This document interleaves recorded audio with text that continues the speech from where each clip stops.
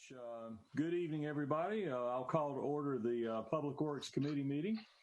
Good afternoon. Let me note that due to the Safer at Home order, all committee members are participating virtually. For virtual meetings, committee members will be muted unless asked to be heard. When there's a voice, when there is a vote, it will be necessary to take a roll call vote. Committee member will be recognized and will state their vote. Committee members are myself, Dan Bessie, Southwest Ward Representative, Councilmember John Larson, the South Ward Vice Chair, Councilmember Annette Scipio of the East Ward, and Councilmember Morticia T.T. Parman of the Northeast Ward. Thank you again for coming. We have, as usual, a consent agenda and a general agenda. Except for items that are pulled for further discussion or review. The consent agenda items are taken on one vote. There's been some discussion of what, if anything, we want to pull from the consent agenda. Let me ask my colleagues, are there any consent agenda items that you want to pull? Mr. Chairman, I'd like to pull 2 and 3, C2, C3 for discussion. All right. C2 and C3. Anything else? Hearing none. Is there a motion to approve? I move to approve the balance. Thank you. All right. It's been moved by Councilmember Scipio, seconded by Councilmember Parman to approve the balance. Is there discussion? If not, those in favor will so indicate. Vice Chair Larson. Yes. Councilmember Scipio. Yes. Councilmember Parman. Aye. And the chair votes yes, so that's approved unanimously. We'll go then to item C2. The clerk will please read. Item C2, resolution authorizing an agreement with the North Carolina Department of Transportation for the western section of the multi-use path project located in the Southwest Ward.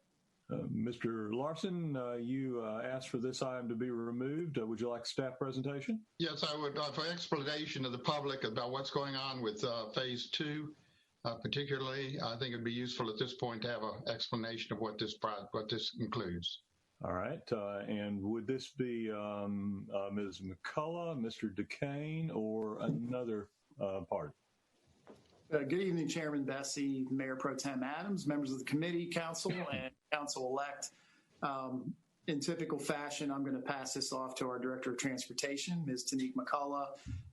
Both this item and the next one will also be covered in item G1 as part of the MUP presentation. Ms. McCullough. Good evening, and Chairman Bessie and members of the committee. Ms. McCullough, you're having my problem now here. You're not very distinct. Can you hear me now? I think that's a bit better. Thank you. Sorry. Good evening, Chairman Bessie and members of the committee. My name is Tanique McCullough, and I'm the Director of Transportation. The item before you is a request to approve a contract with NCDOT for a portion of the multi-use path on the section along Salem Parkway, which was Business 40, from Laughlin Avenue to Peters Creek Parkway. We're calling this section the western section. This section has not been designed, but it would connect to the multi-use path sections that would be along Business 40 going east. And this item is actually just an agreement with NCDOT to give us the authorization to proceed with first starting with the design of that portion of the multi-use path. I can answer any other questions you might have. So, go ahead, Mr. Lawrence. So the money being allocated is the 20% match from the city, and the rest of the money is coming from the state or the feds? Yes, sir. And we have not selected the design firm yet to do this work. Is it going to be the same HDR firm that did the other part of the work, or do we know yet? We haven't identified that yet, Councilmember Larson. but HDR is one of our on-call consultants that would be available to do this work. Okay. Do we have a schedule at all on the sort of how this project, that's part of the project, may lay out as far as scheduling the design work, the construction phase, whatever? We don't have a complete schedule yet. We could work on a preliminary schedule, but once the NCDOT and the city enter into this part of the agreement, then that starts the process for us to get authorization for design and then going on through the next phases of it. So once the design contract is let out and HDR, whoever the firm is, are we going to get a chance to see the proposed alignments of this? Yes, sir. The recommendation? That'll come back to this committee. We would actually have public meetings to show what that layout would look like during the design process. But does it come back to this committee for review and approval? We can bring it back to the committee, yes, sir. Okay. All right. Thank you. That's my question. Exciting part of the project, and hopefully it goes quickly and efficiently. Thank you. Yes. Any questions or comments from council members Scipio or Parman? Hearing none, I'm sorry. No. All right. Hearing none, then I'll note this is the western section from Peters Creek Parkway on to Lachlan Avenue. This is entirely within the Southwest Ward, and I will note is strongly supported by the council member for that ward. Is there a motion? So moved. Is there a second? All right. A motion by Mr. Larson, second by Ms. Parman. We'll go to the roll call. Vice Chair Larson. Yes. Councilmember Scipio. Councilmember Scipio, you're muted. I think I saw you say yes.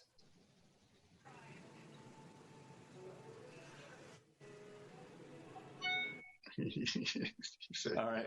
I'm getting a nod there. So we'll count that as a yes. Councilmember Parman. Aye.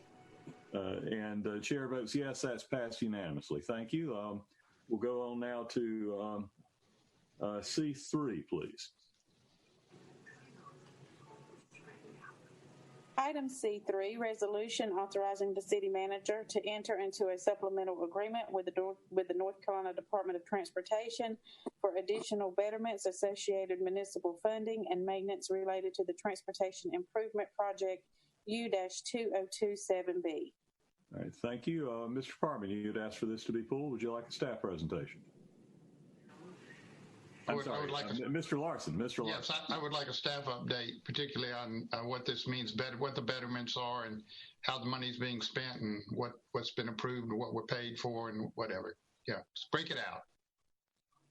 Ms. McCullough. Thank you again. This item is an item to authorize the manager to enter into a revised agreement with NCDOT. I think in 2016, we brought items to City Council in an effort to enter into a coordinated effort with NCDOT and others, Creative Corridors and others, for betterments on the Business 40 project. Some of the betterments included the clear noise wall. Some other betterments included the brick patterns along the corridor. We added some additional fencing, which is a little bit more decorative than what the state would have installed. And we also added some decorative guardrails. Additionally, the portion of the multi-use path, there were improvements that needed to be made in order to make it conducive for the multi-use path to be built along the Business 40 corridor. In order to do that, the city needed to enter into an agreement with the state to have those elements installed. Some things such as widening of bridges, building the tunnel that's up under Peters Creek Parkway, and things of that nature. And so what this item is the supplemental agreement for some modifications that were made to those initial decisions as construction continued, there were some items that were identified that needed to either include additional ornamental fencing that would make it make the project look more aesthetic, more aesthetically pleasing, and some decorative guardrail was added. And then we also had a portion of the multi-use path, which was designed by the consultant.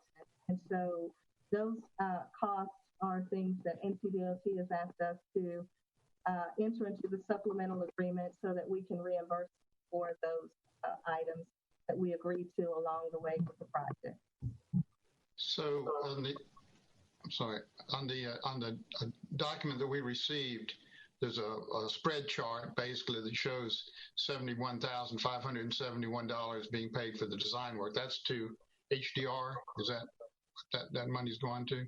That is going to their consulting. Yes, sir. There's a shared cost between us and NCDOT. The federal portion is the 80%, and we're responsible for the 20%. Right, but that's our 20% match. Yes, yeah, the cost for the additional work for the iron fencing, ornamental fencing, and the decorative guardrails, we're covering all of that cost. None of that's being matched. Right. Yes, NCDOT. Sometime during the course of the project, there was a policy written such that NCDOT could no longer contribute towards decorative elements on their projects. And so these enhancements were things that we would be responsible for paying the cost of. And so the $6.6 million that's listed on that document, which is being added to this $215,000, is being added to the $6.6 million. That's the city's share of the basically the project cost for the parkway. Yes, that would be the total would be the $6.6 million for all the enhancements and everything the city did to make this so fabulous that it is right now. Yeah, absolutely. Yes, sir. Well, I'm not complaining. I'm just trying to let the public know, because what we're going to see in a few minutes is a whole series of photographs that are going to show how fabulous it looks. And this is the back shop. This is all the back information about how that got done. And it's a combination of city and state and federal monies.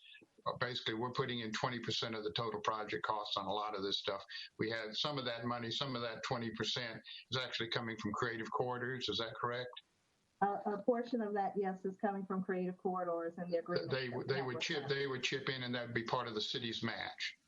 Yes, and they've actually paid for a couple of the bridges, right. But that they would then be reimbursing the city for that cost. Yes, sir.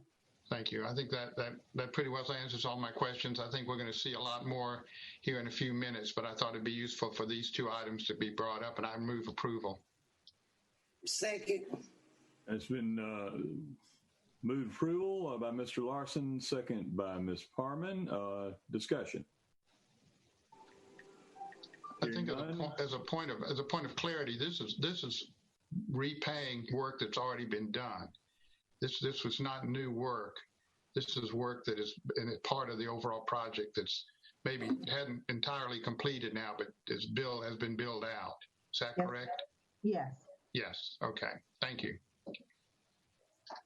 Further discussion? If not, those in favor of Vice Chair Larson? Yes. Councilmember Scipio? Yes. Councilmember Parman? Aye. And the chair votes yes. That's approved unanimously. Thank you very much. That completes the consent agenda. Let's go to the general agenda, item number 1, and the clerk will please read. Item G1, update regarding the Business 40 multi-use path.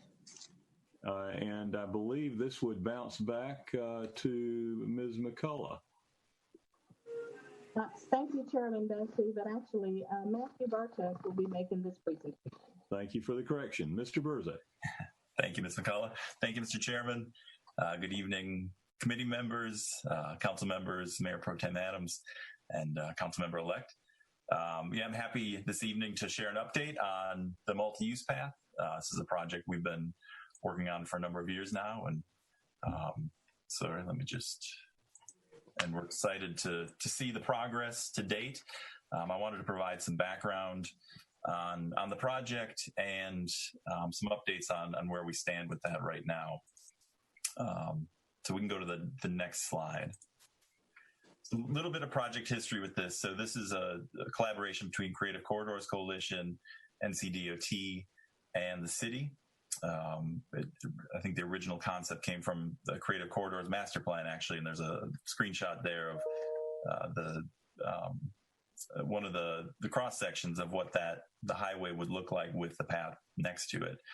And what we were trying to create with this was kind of a complete streets concept, so that we would have a multimodal corridor that people could use, whether they were driving, whether they were walking, or whether they were biking.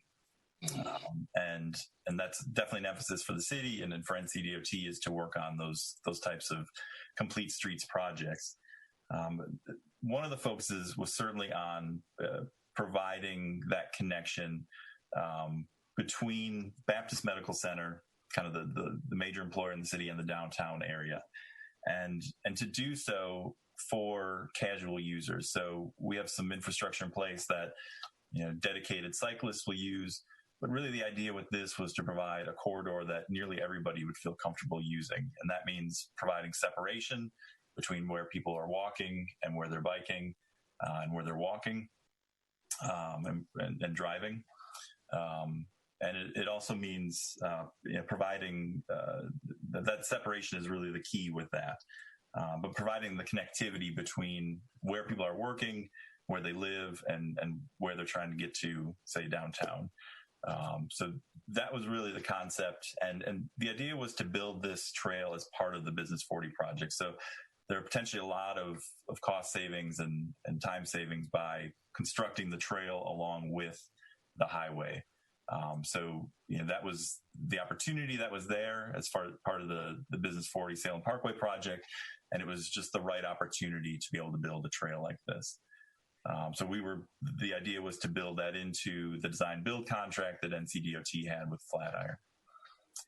And in order to do that, the city, in conjunction with Creative Corridors, needed to come up with the funding for that. So we cobbled together a few different sources of funding, and you can see there the CMAQ, that's Congestion Management Air Quality, our STBG-DA funds through the Metropolitan Planning Organization. There was those funds, that was approximately $3.5 million in federal and local funds. And what that was earmarked for were the parts of the project that for which we needed to have completed during the highway project, the items that would not preclude future construction of the trail.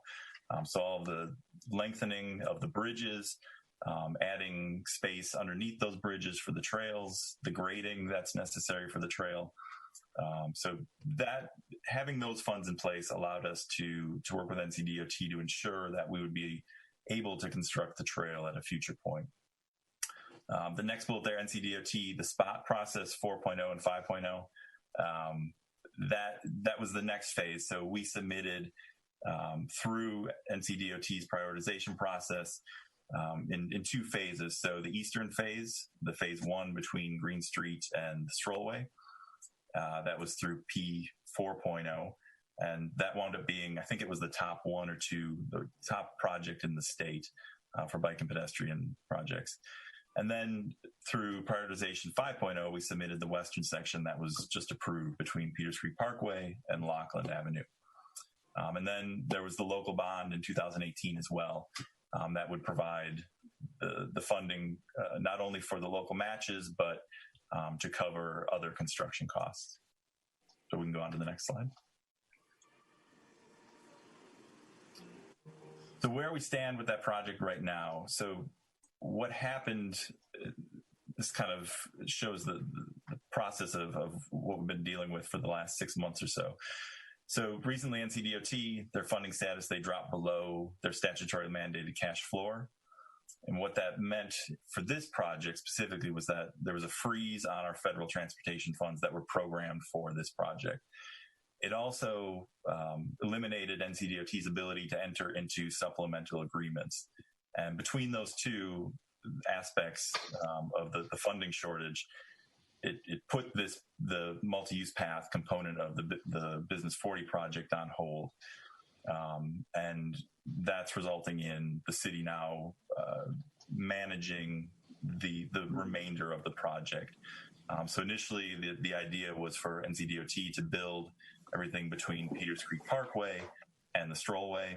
Now there are certain components of that have been constructed, but the remainder will be the responsibility of the city. And then, of course, the western section between Peters Creek Parkway and Lockland Avenue, that was always to be the city's responsibility to design and construct.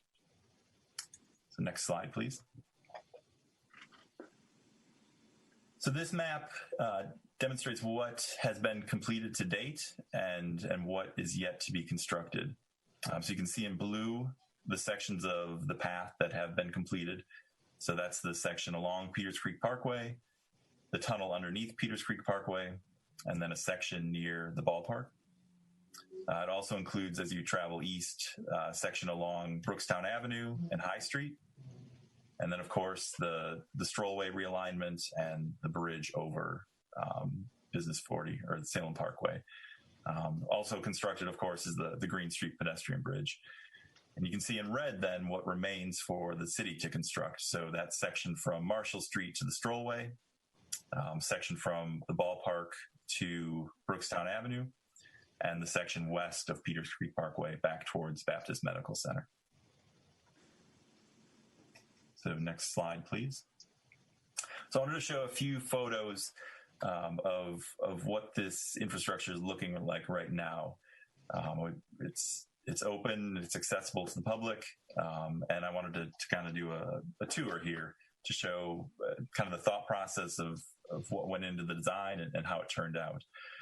So this is the Peters Creek Parkway Bridge over Salem Parkway, and you can see the width. It's a nice wide. I think it's 10 to 12 feet wide there.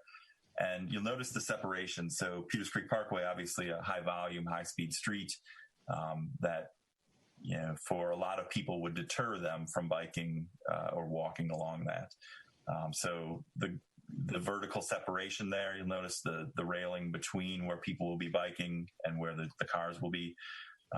That's an important aspect that we tried to maintain throughout the whole project, was, again, providing that separation to make people feel comfortable regardless of their biking or their biking skill level or what they felt comfortable walking in.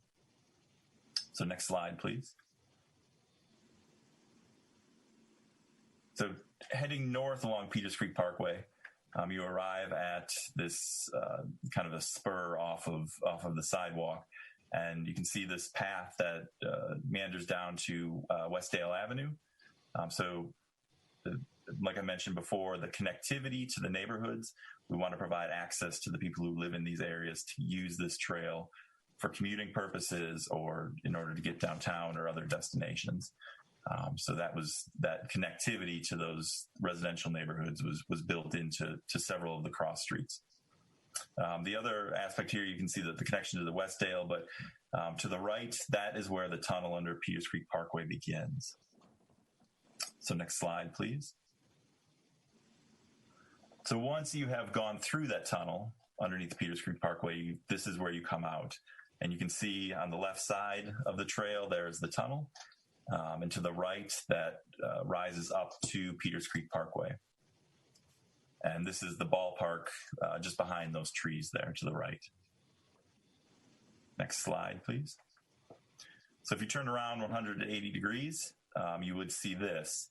And this is where the project, NCDOT's portion of the project ended, and where the city will need to pick up construction along Truist Stadium there, along the frontage of Truist Stadium. And in the distance, you can see the arch of the Green Street pedestrian bridge. So next slide, please. So at the foot of the Green Street pedestrian bridge here, this is looking back towards Peters Creek Parkway. You can see where on the grass there, the trail would run along. There's a wrought iron fence there back towards the ballpark and where the trail ended near Peters Creek Parkway. Next slide, please. So here is the Green Street pedestrian bridge. And next slide, please. And if you turn to the left and look towards the east, this is where the trail would continue towards Broad Street. And you can see the Broad Street Bridge there, and you can see the arch on the left side of that bridge where the trail would go under that Broad Street Bridge. And that gets back to that original allocation of about $3.5 million of CMAQ funds. That's what we were able to do with those funds is construct those bridges in such a way to allow the trail to pass underneath, among other things. Next slide, please. So once you're at Broad Street, this is looking back towards the Green Street pedestrian bridge. You can see the corridor where the trail will be constructed. Everything, again, that $3.5 million in CMAQ funds, that's what this was used for, to set up the construction for the trail. Next slide, please. So this is at Brookstown Avenue. You come down the hill from Broad Street, you can see off in the distance, that's the Broad Street Bridge. You can just barely see the arch in that bridge under which the trail would pass. So you come down this hill and connect with Brookstown Avenue. Next slide. The infrastructure, the CMAQ funds again were used to widen the sidewalk along Brookstown Avenue to create a wide enough path for cyclists and pedestrians to share. So next slide, please. And as you continue south on Brookstown, you arrive at High Street. And again, widening that sidewalk to provide a comfortable environment if you're biking or walking.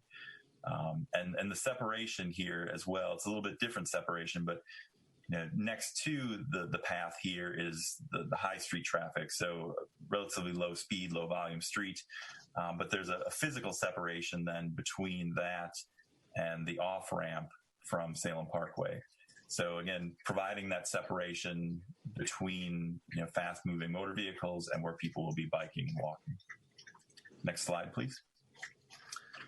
So this is up on Marshall Street. So once you go High Street, you intersect with Marshall.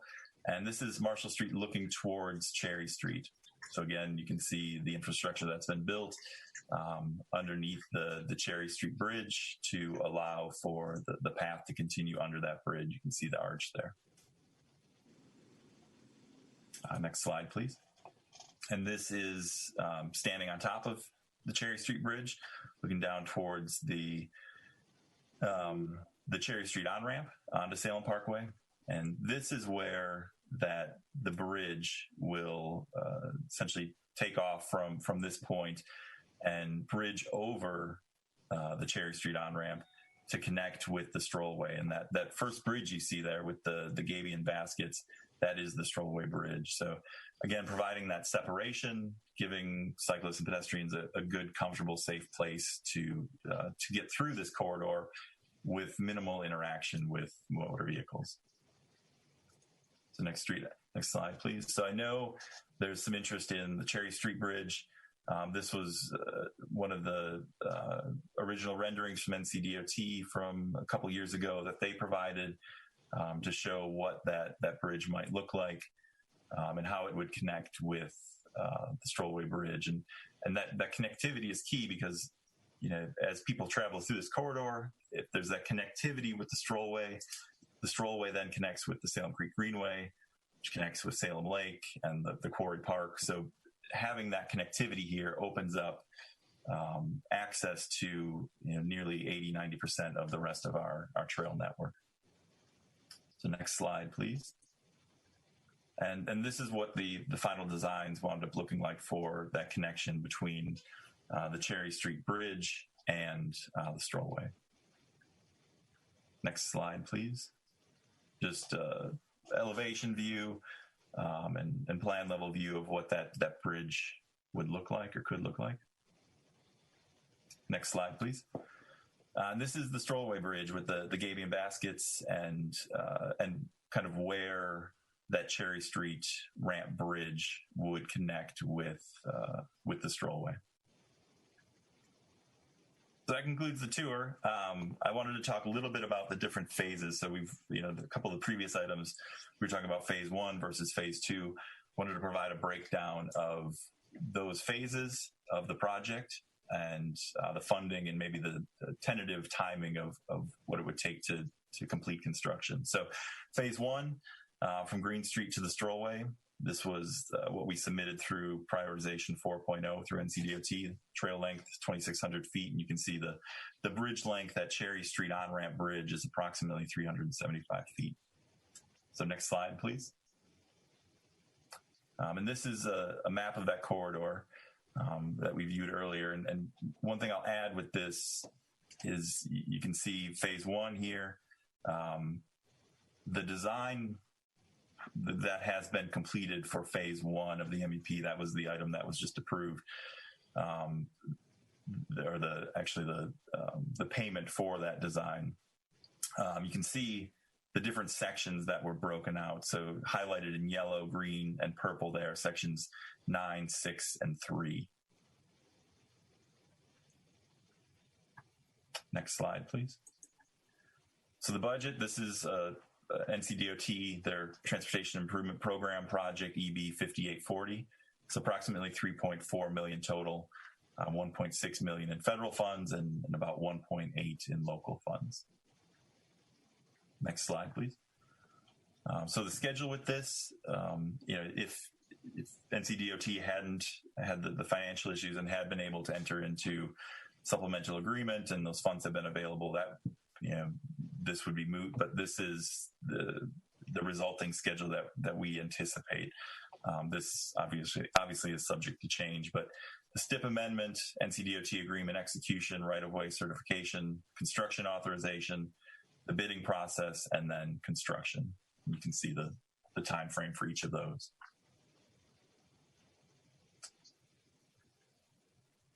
So phase two, so this is the western section that we discussed, from Peters Creek Parkway to Lockland Avenue. It's about 1,400 feet, actually closer to 1,600 feet. And the bridge length is, there's 2 bridges on the western end of this phase that total about 180 feet. Next slide, please. So you can see that phase two, from Peters Creek Parkway back to Lockland Avenue, through the Business 40 project, we were actually able to get that section between Peters Creek Parkway and 4th Street designed. So what we would really be designing as part of this project would be 4th Street to Lockland Avenue. Next slide, please. So the budget for this, $2.7 million. Again, it's a NCDOT Transportation Improvement Program project, $2.2 million in federal funds and about $500,000 in local funds. And one more slide, please. So the schedule for this, very comparable to phase one, except that there's a design component with this. We are managing the entire project. So adding essentially a year for the design portion of the project. Otherwise, a lot of the same steps that we'll need to go through with the phase one section as well. And that's all that I have for slides. I'm happy to answer any questions about the project, and I appreciate your time. Mr. Chair. You're muted, Dan. Okay. Yes. The screen view was changing on me, so when I clicked the button, it was hitting at the wrong place. Ms. Scipio. Okay, I have a couple of questions. I need to understand the comment that the remainder will be the city responsibility. And yet I saw some costs for phase one and phase two. It had the state in it, but it also had local things. So, and I know the state had a freeze on funds. So are we looking at providing more than the 1.8 million for phase one and 540,000 for phase two? Councilmember Scipio, that's a good question. So when I mentioned the city's responsibility, what I was referring to was the management of the projects. So the funding, once NCDOT releases those federal funds, that will remain unchanged. What has changed is that we, the city, are responsible for managing the project now. I think the original intention was for the path to be constructed, at least the phase one part of the path to be constructed as part of the Business 40 highway construction, and that no longer is an option to us. So we are still obligated to those dollars that you're showing in the last several slides for phase one and for phase two. And are those coming from bond dollars already allocated for that? That's correct. Yes. So the local match on those two federally funded projects would come from that, the multi-use path project from the 2018 bond referendum. Okay. And then my last question, the Brookstown photo had a very wide sidewalk. Am I to presume that bicycles will be riding on that sidewalk, that very wide sidewalk, and not in the street? That's the intention. Yes. No. Depending on the comfort level of the person on the bike, some people will feel comfortable riding on the street, but again, going back to the focus on making this a facility that makes everybody feel comfortable, some people would probably prefer to use the sidewalk, the path here. And will the sidewalks indicate that? Because I think right now we're not supposed to ride on sidewalks. That's correct. With the bicycles. That's right. In the downtown area, cycling on the sidewalks is prohibited. So I think you're right. We could mark this. We could mark it just like we would a trail with maybe a center line and sign it so it would allow that.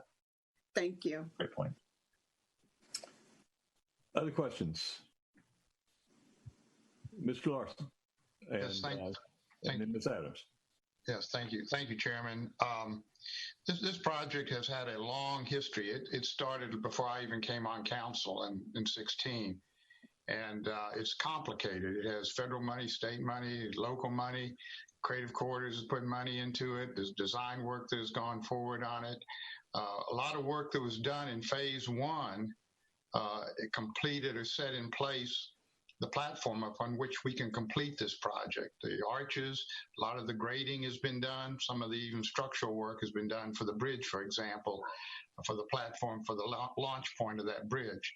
So I'm very encouraged by where we stand right now. What we approved today was basically to move forward on phase two with the design and the construction money for doing that. What we're looking at now particularly is how to proceed in finishing phase one. And I said a lot of that has been done all the way to the ballpark, and we're missing sections of it, but we're about there. And I think it's a noble project, and I'm totally behind it. There is one thing that I would like to discuss, and I'd like this committee to look at, and that's the bridge, the flyover bridge on across the Cherry Street on-ramp. And if we could pull that up, staff could pull that site plan up, and let me just talk a little bit about that. When this project got started in about 2015, 2016, there was nothing happening in this area particularly. There was a bankruptcy building, but we didn't know much about what was actually happening. Since that time, in the last year, even in the last year, we've discovered a couple major things. One is Creative Quarters, of course, has put a great deal of money into the land bridge.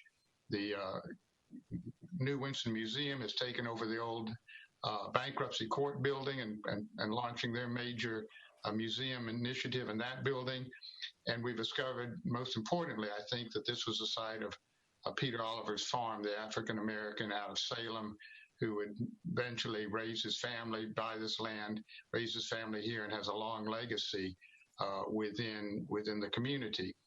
Creative Quarters has taken a particular interest in this area. A lot of money is being spent right now with the bridge, with the museum, with hiring a gentleman by the name of Walter Hood, who is a MacArthur Genius Award winner, famous landscape designer, to come in and help identify how to best interpret the Peter Oliver story along the strollway. And one of the things that he's concerned about, and the museum is concerned about, is the flyover bridge and basically what the impact it may have on these stories and on these sites. And the suggestion that I'm beginning to get is that can we not adjust the landing point of that bridge further north and pull it back away from the Peter Oliver story, pull it back away from the museum site, still meet the basic goals and objectives of the multi-use pathway of connecting it at the foot of the land bridge that Creative Quarters has already spent so much money on. And what I would like to have staff do is begin to examine that possibility before we go any further down the road. clearly things have changed in this area since this plan was approved, I assume initially by HDR provided the design on this. And it's only really recently come to light that the conflict that's developed over the last year as focus has shifted from just leaving it as a bankruptcy court building into this major cultural corridor, which includes African American history, museum sites, and of course the work that's being done by Creative Corridors to interpret the area. So what I'm asking today for this committee to do is basically direct that we re-examine that one landing point, and what would that mean as far as easements or DOT requirements or whatever. I don't know enough about why it was designed and pushed as far south as it's pushed, and probably because it just didn't know any better at the time that there was the important impact that this could have on the interpretation and development of the site. I still think it can still meet all the basic needs that have been defined from the get-go of this project of connecting to the Strollway in a most efficient way, connecting to the bridge, but still protect the interpretive value of Peter Oliver's farm and the museum site that's now being committed to this area. We'll hold there. And Ms. Adams, you had questions or comments? More so a comment, Mr. Chair. First of all, I think a great deal of thanks are owed to you and your vision, being this is your possibly last Public Works Committee meeting, that this would not be without you. I know how hard you fought for this pathway and this trail. And even I had my concerns at first. But again, sometimes when you're looking at, when someone presents an idea, and then you have to wait to see it actually drawn out in a plan, a site that you can see. And then the work that the staff and all of us did to get at the TAC meetings and DOT, the DOT and the transportation department of our city, all of us that worked to bring this to fruition.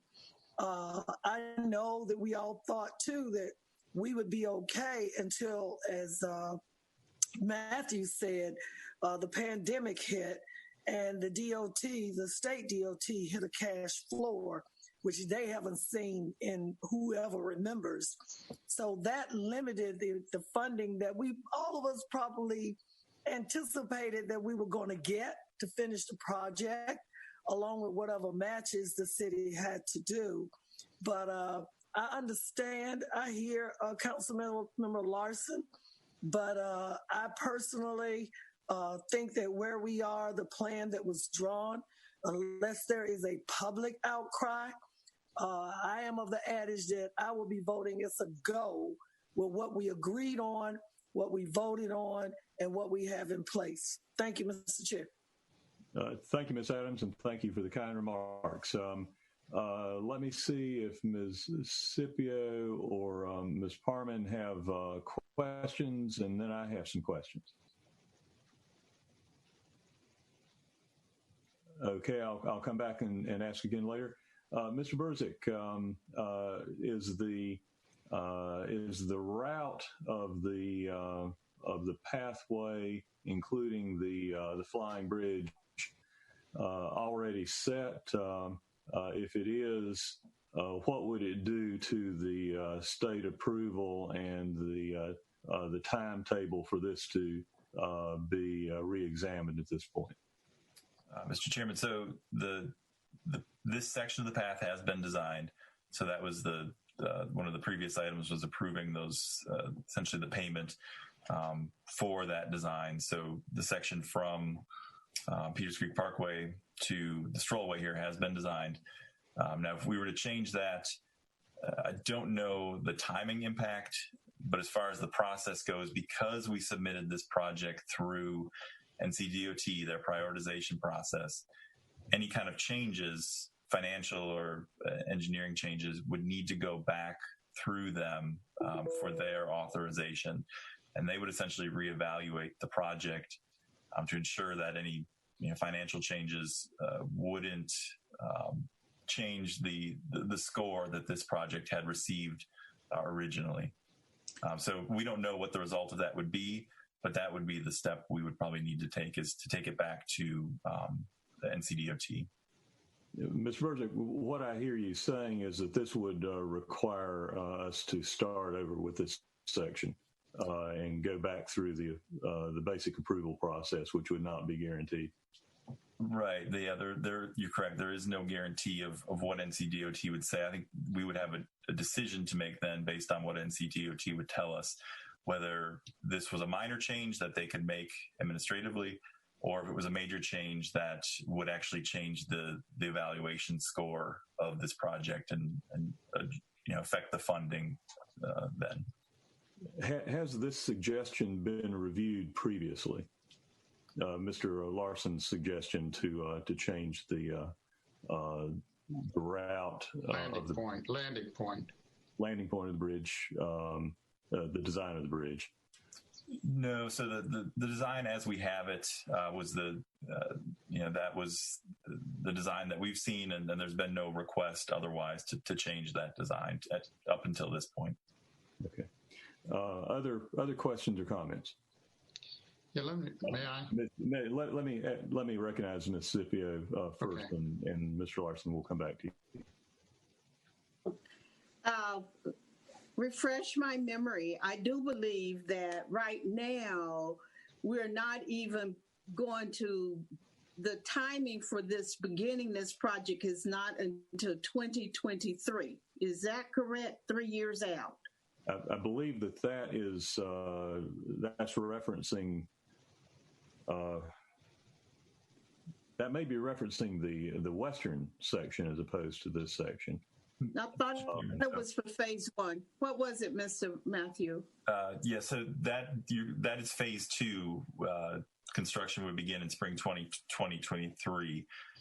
Phase one construction would begin in 22. 2022, 2 years. Correct. Yeah. Well, the spring of 2022, and that is, if you look at the schedule there, by the time, because the city will be managing this project, there's some administrative work that needs to be done with NCDOT. Then we need to execute an agreement with them to do that work. We need to certify the right-of-way. We need to get construction authorization, and then we need to go through the bidding process. So by the time we go through all of that, we would be in the winter probably of 21. And so by the time we could begin construction, it would be that following spring. The question is, what would it take just to get an initial look at a different landing spot from NCDOT? I mean, are we talking about you're going to delay it another year? Or is it just a month that we can get a feedback from them about that? Yeah, as far as the design goes, that is, I would say, a 6 to 12 month change. That's a significant change. Now, in order to get the feedback from NCDOT from their spot office that actually evaluated this project, that's a shorter term request, and we can get their ruling on that. But if we were to need to redesign it, that's a longer term project then. And what's the cost of having a delay of 1 year or 2 years from now for this to be completed? What's the impact on the city? Well, yeah.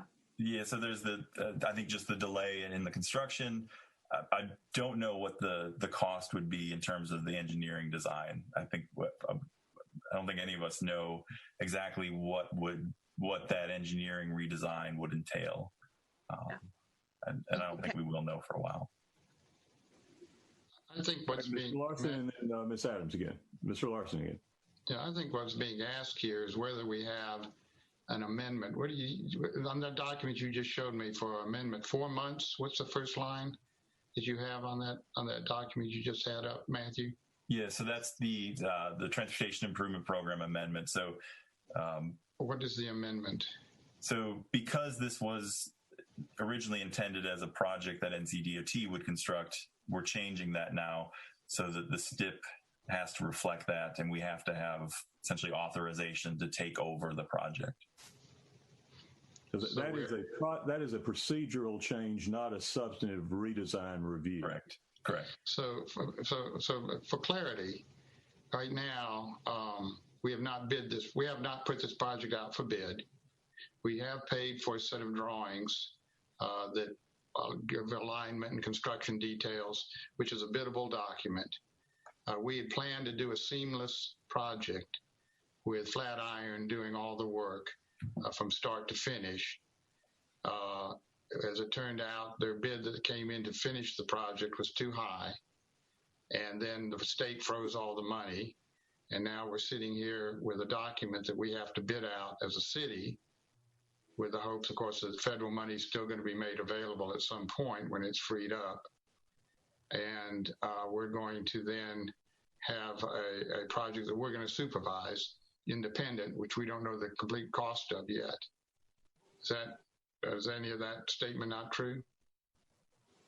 That's correct. So yeah, the steps that I've listed here essentially is the process that we have to go through to. So what I'm asking, Matthew, is what does it take to get a reading from somebody as to whether a realignment since no money has been spent at all on the eastern landing point of this bridge. We know there'd be a cost to redesign the bridge. It's changing its curvature, what have you. We know there's going to be a landing point. And my question to you as staff, but anybody is, what are the reasons why this should not occur? Is there some technical reason? Is there some legal reason why it's landing on property the city doesn't own anymore? It's going to require an easement. What are we dealing with here that would cause us to at least get a preliminary reading on the feasibility of doing this, realizing that there's still a lot of other variables that is still to be determined as we go through all of this.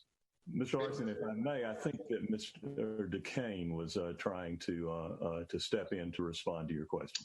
Yeah. Yes, sir. So what I think staff can commit to doing is our best effort in the next month to try and get a feel from the state as to whether they consider this to be a significant change or not.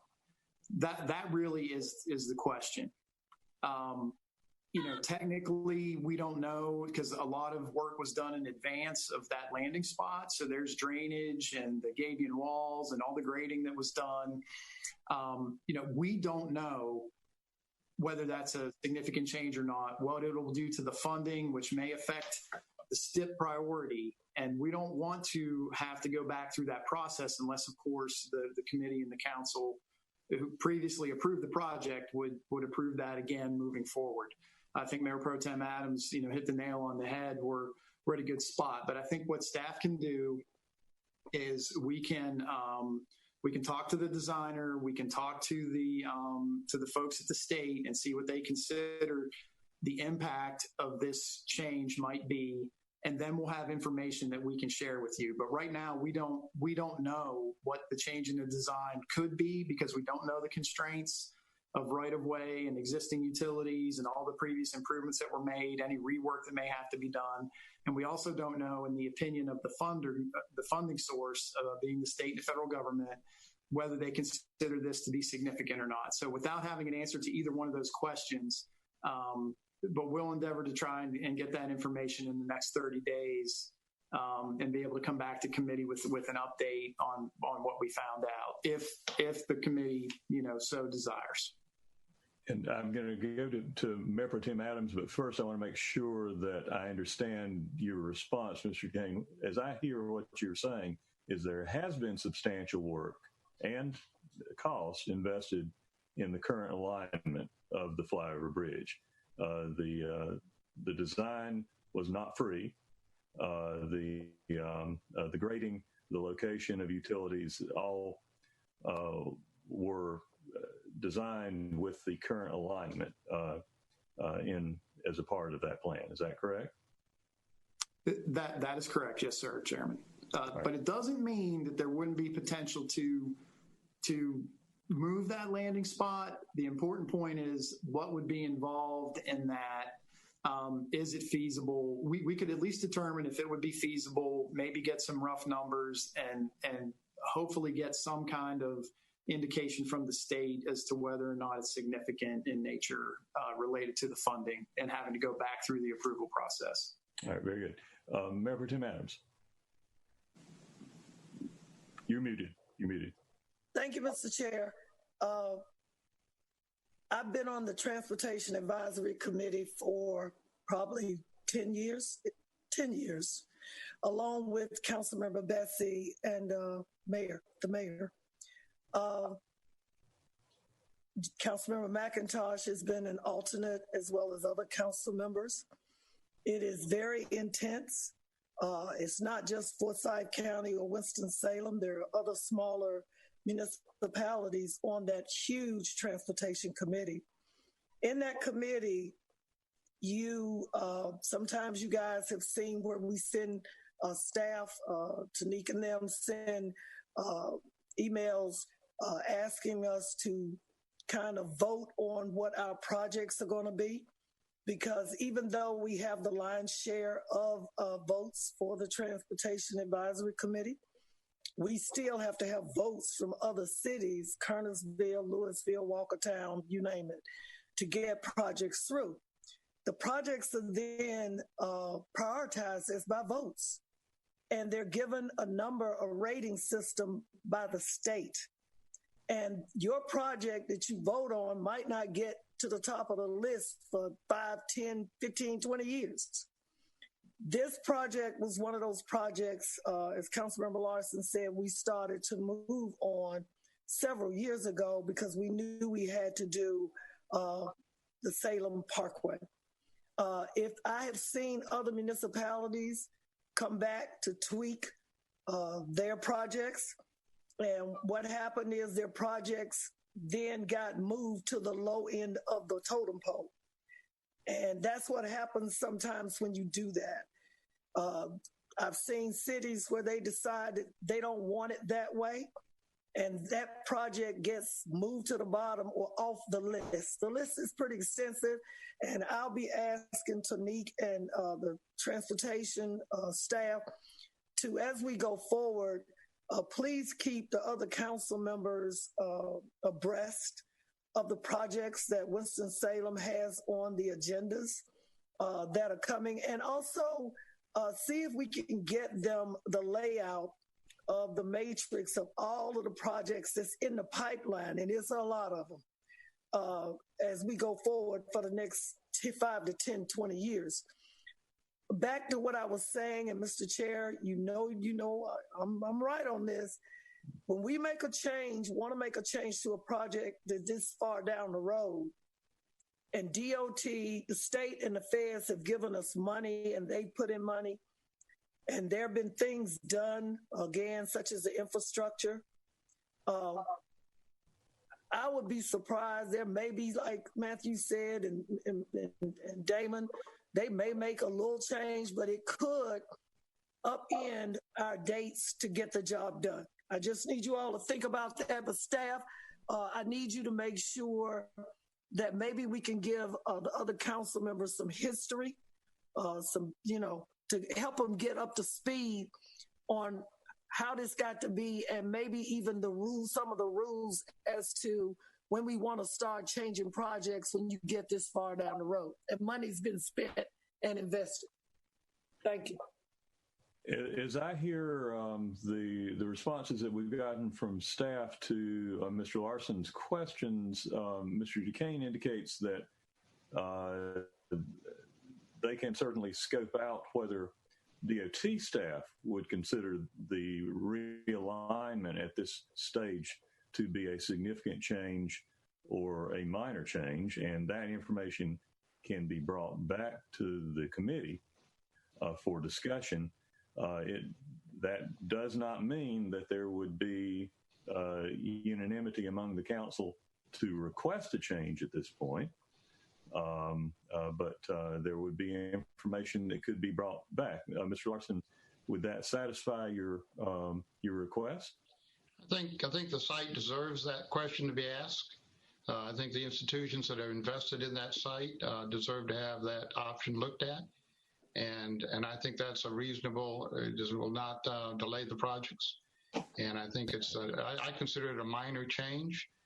Somebody else might not. I don't think, as this project was originally proposed, if that landing had been 50 feet further to the north or 100 feet further to the north, that it would have made one iota difference in how the project overall was being perceived. I don't think it changes the basic framework in which is being, the outline in which this project was laid in place, and that is to connect the hospital to the downtown. And in fact, this may even be a better design because what it goes through now is a historic site as well as goes beside a major cultural attraction. So if we can answer the question as to whether it's a significant or not, I think that's a reasonable request to make. All right, very good. So we can get that information back to the next meeting of the Public Works Committee, which will have a new chair. I may be lurking in the audience, who knows? We'll name it after you, Dan. Oh, no, better not. But I will have to say that Mayor Pro Tem Adams' cautions are well made. That the changes of a few feet in one direction or another have been known to get a project kicked off, and who knows when the funding would be reapproved. So there's no harm in asking the question as long as we're only asking it informally to staff, and that information can certainly be brought back to the committee for consideration. But the vultures are out there, and there's a very competitive process for the, honestly, one or two bike pedestrian projects per division that get approved in a plan. Mr. Larson. Yes, as a matter of clarity, the money that's been allocated by the feds or the state, through the state, I assume, to this project, is that money being held right now, being frozen by the state? Or is that, in fact, that money available for us to spend? If we put this project out to bid, is the money going to actually be there for us to pay the contractor? Do we know that? Let's go to Mr. DeCane. You've been tracking these projects. Do you have an answer on that? I'm going to punt that to either Tanique or Matthew. Who's taking it? Okay, Ms. McCullough. I can. Right now, for this project, the funding is not readily available. We are waiting. We would have to get the state to give us full authorization. So what is available currently, Ms. McCullough? What I'm saying is that the funding is scheduled, but what they've been doing is because of their financial situation, they have been releasing projects slowly, and so we're having to wait for them to release the funding and tell us that we can proceed. Right. That would match with my understanding. Basically, the project has been approved as aligned and designed. Yeah. The funding has been set aside. This is federal funding, not state funding. Right. But it is for arcane reasons of law and procedure. The state DOT has the authority to put a hold on it because they overspent on other projects, and that is what has happened. Ultimately, as I said, this is federal money, but it's routed through the state. So the state has the authority to delay its release. Was any of that inaccurate, Ms. McCullough? That's accurate. It's a cash flow issue for them. So they have a certain amount of dollars that they're authorized to spend, and when that cash flow is no longer available, then they delay projects, and as they get more cash flow, then they release projects to move ahead. Okay. So I think the bottom line in response to your inquiry, Mr. Larson, is that we have the money, but we don't have certainty on when they will release each section of the money. And how much advance notice would we get on that, do you think? Do we have any idea?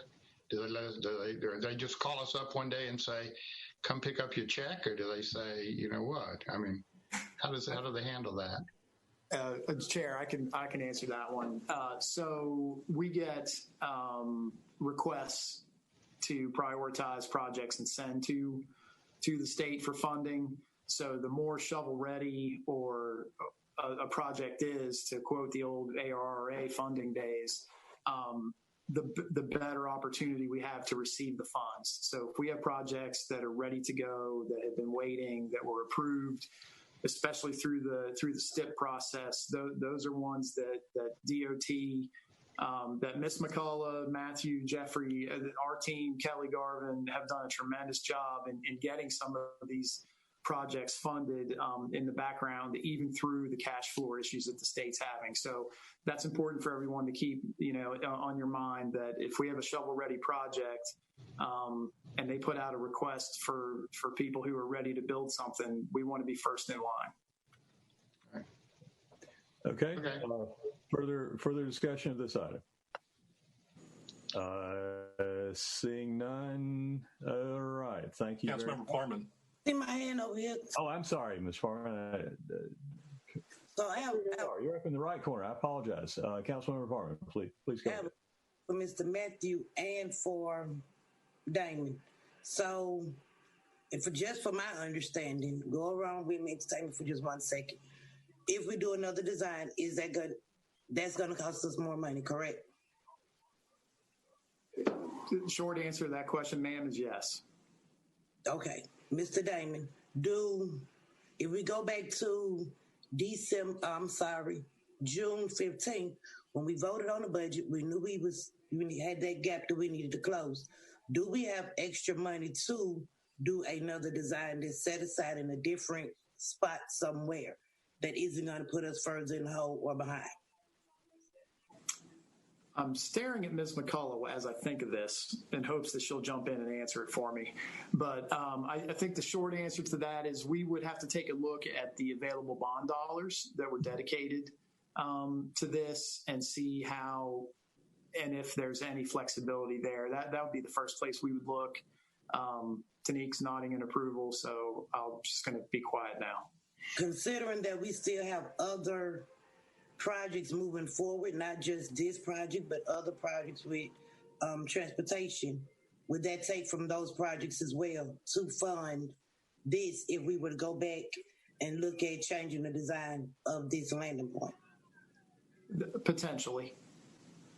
Okay, so with that being said, I have to say in good conscience and on me, because the city has fought so hard to try to get this done, that I would still be in favor of continuing on with the project as is. And that's just me, because we don't have extra money just to be, hey, I don't want to do it this way, I want to do it that way, and just keep losing monies that we really don't have to just continue to disperse of and then be at the end of the line trying to get back to the front of the line again. That's just my point. So y'all can carry on. Thank you. All right. Thank you, Ms. Farman. Did I miss anyone else? And my apologies, Councilmember Farman.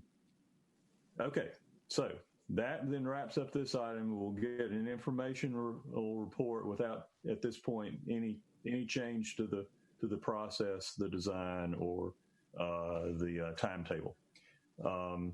And then let us go to, please, general agenda item number 2, and the clerk will please read. Item G2, sanitation collection update. All right, thank you. And I requested this item after I received some concerns about possible delay in the brush collection from the recent storm, passing through, not the one that's coming through this evening, but the previous one, and how the beginning of the first round of leaf collection would affect that. And Mr. Taylor had agreed to provide us an update on those questions. Good evening. Good evening, Chairman Bessie, Mayor Pro Tem Adams, other members of the committee and council, council member-elect.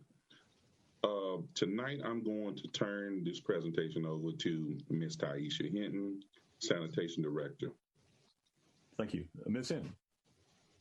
Good evening, Chairman Bessie, Mayor Pro Tem Adams, members of the committee and council-elect. My name is Taisha Hinton, as Mr. Taylor stated, and I'll be giving you a short update on sanitation collection schedules. Thank you, Meredith. You can go to the next slide. As you all are aware, we have several different collection cycles. Our brush collection is collected one quadrant at a time. We ask that residents, their brush not exceed 6 inches in diameter and 6 feet in length. We also just began our leaf collection on November 2nd. We started in quadrant 2. This collection operates one quadrant at a time, and we work in a clockwise direction. Bulky item collection for this particular year was suspended for the remainder of 2020 due to the COVID-19 virus. But when we do have bulky items, we collect appliances, carpet, furniture, etc. And then our refuse collection is your weekly garbage collection. Next slide, please. So for our brush collection, due to COVID, we did have a 9-week suspension of services in April and May. When our frontline employees returned back to the office, they began working 6 days a week. As of today, we are in quadrant 1, which is the area highlighted on your slide. We're in the Castle Heights and Fondley area. Next slide, please. So for leaf collection, when I created this PowerPoint, we had begun in quad 2, which is down at the bottom of your screen in green. And I was estimating we would get to quad 3 tomorrow, but they actually got to it today. So as of today at about 5 o'clock, they wrapped up in quad 3. We did hire 28 temporary employees on November 2nd to help us get prepared for leaf season. We have the majority of our automated leaf trucks and our rear pull behind trucks in use. Our crews will begin working 9 hours Monday through Friday in a couple of weeks. So that's usually right after the Thanksgiving holiday, And then we will also begin collecting leaves on Saturday around the beginning of December.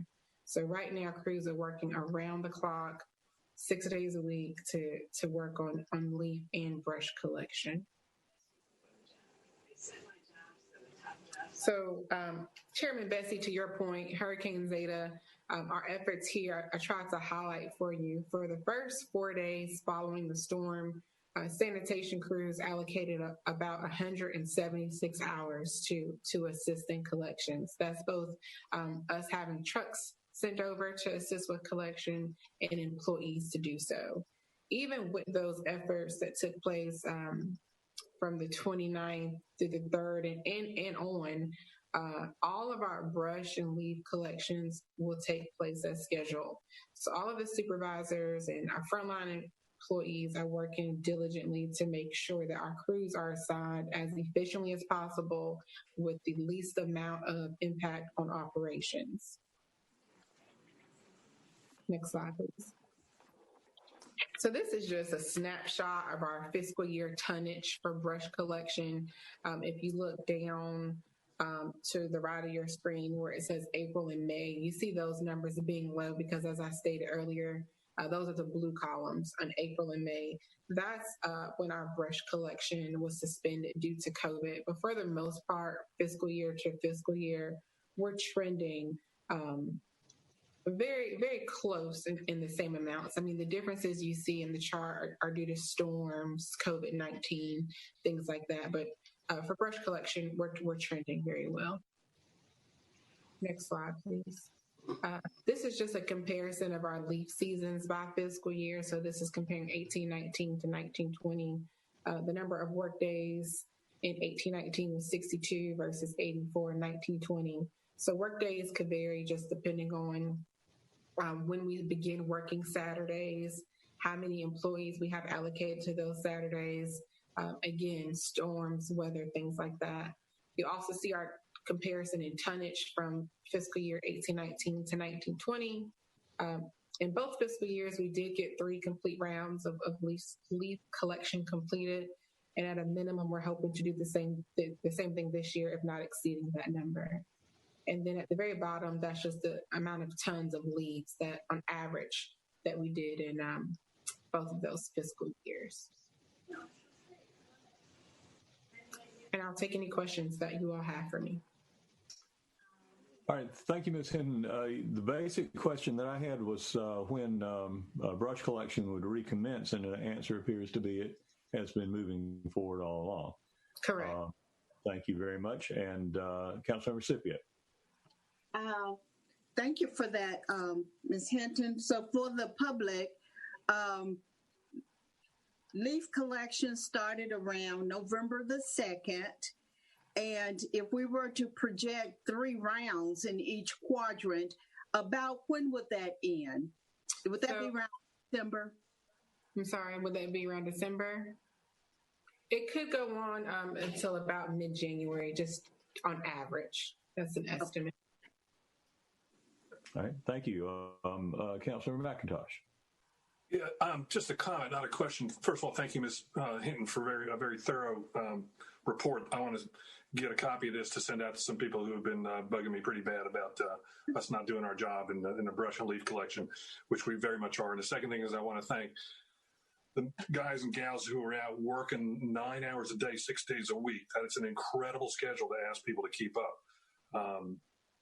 In a tough budget year, it'd be nice to find a little extra money for those people that are really breaking their butts doing a job like that, because that is not easy work, and we're asking an awful lot of them. So I personally want to thank them.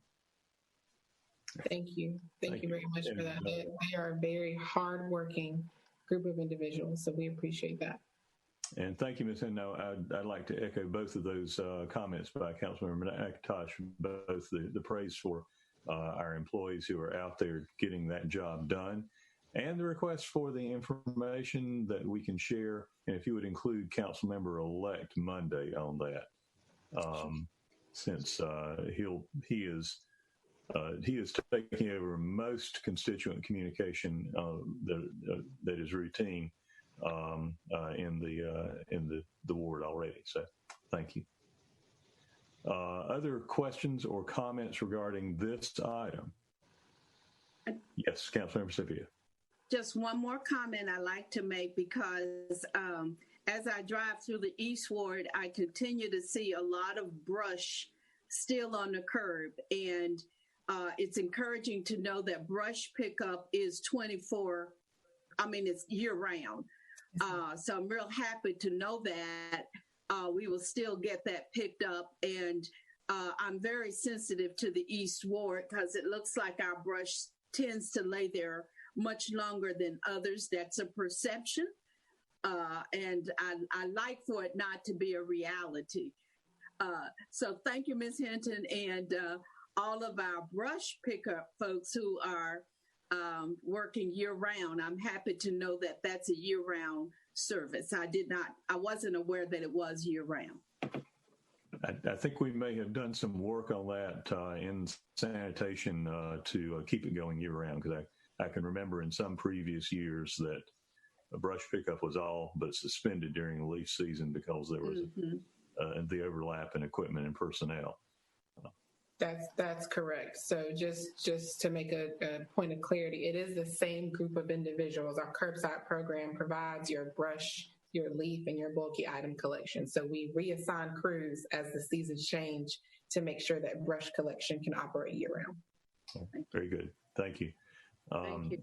And I know that in the neighborhoods that I've represented for a number of years, what tends to happen is that as soon as the brush collection is picked up, people put more right out at the curb in the same spot. So it looks like it wasn't collected, but it was. It's a rolling curb phenomena. Any other questions or comments on this? If not, thank you very much for an informative and encouraging presentation. Let's see here. We have item G3, if the clerk will please read. Item G3, resolution accepting a conservation easement from Dorothy and Castro LLC for property restricted from development under the paired parcel provisions of the Salem Lake Watershed Ordinance. Thank you. And the presentation here will be by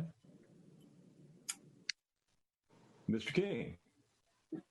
Good evening, Chairman Bessie, Mayor Pro Tem Adams, council members, and Councilmember-elect Mundy.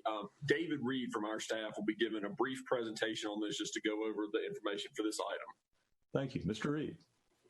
Mr. Chairman, Mayor Pro Tem, and members of the council, I have a brief presentation to kind of go over why this resolution is before you. The UDO includes Salem Lake watershed regulations, which help protect our drinking supply by limiting development on land that drains into the lake. The regulations include various options for land development that protect the watershed, including the paired parcel provision. Next slide, please.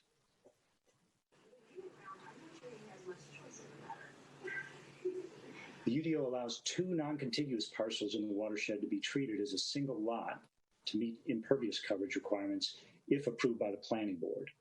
In October, the Planning Board approved a paired parcel development proposal located in Winston-Salem's extraterritorial zoning jurisdiction. Next parcel, please. As a condition of approval, the board required a conservation easement be granted to the city prior to the issuance of any permits for the site. This easement is a requirement of the UDO. Adoption of this resolution accepting the conservation easement would satisfy the condition of approval placed on the developer by the Planning Board. Next slide, please. So this is a location map showing these paired parcels. The one on the north has development on it. They're right exactly at the 24% allowed coverage, and they would like to put up two more structures on their property. It would take about 1/4 of an acre to do that. And so they're proposing to tie up land on the other parcel on the lower end of this map to get credit for that and be able to expand their site up there on Petticourt Drive. Next slide, please. This slide is a site plan of their current site. So they're maxed out on coverage, and they would like to put these two new structures that actually are one-sided covered structures. And then next slide, please. And this is the other parcel, and you can see very far on the right side, the amount of land they need to get that percentage is at the easternmost edge of the site. They're just proposing to create an easement for the exact amount they need. And this area of the site is actually a good place to have that easement because there's two small streams that converge there, and it's a good piece of land to preserve in perpetuity. So that's pretty much why the conservation easement is required and why there's the resolution before you to accept that easement. And I'll try and entertain any questions you have. Thank you, Mr. Reed. As I understand it, this is staff recommended. Is that correct? The planning board adopted the paired parcel with the conditions that require, and yes, and we do recommend that the resolution be adopted. All right, so thank you. So to amend my comment, that would be recommended by staff and by the planning board. Yeah, the paired parcel was approved by the planning board with the condition. I guess it's just staff recommending the resolution. All right, very good. And Councilmember Scipio. All right, I don't quite understand this completely, so let me just ask a couple of questions. The larger parcel where they want to put more structures, is it or is it not in the watershed? Yes, both parcels are in the watershed. Both parcels are in the watershed. And the larger parcel already has some kind of construction on it, correct? Yes, they have 24% coverage, which is the most you can have without building stormwater ponds. Is there a reason why they were able to build in the watershed?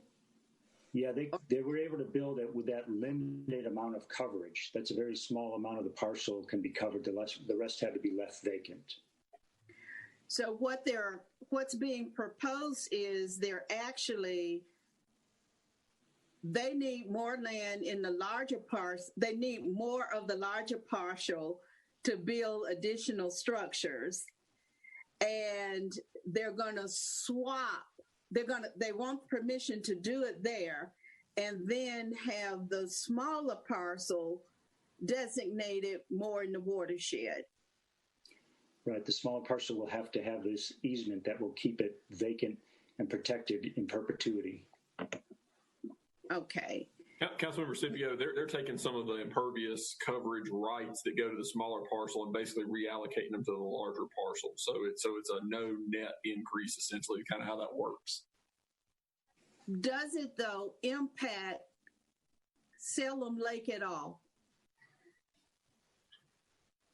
That's a big question, but I don't think it does, because again, if you're putting a little bit more impervious surface on a larger piece, you're netting it back out by not allowing it on the smaller piece, if that makes any sense.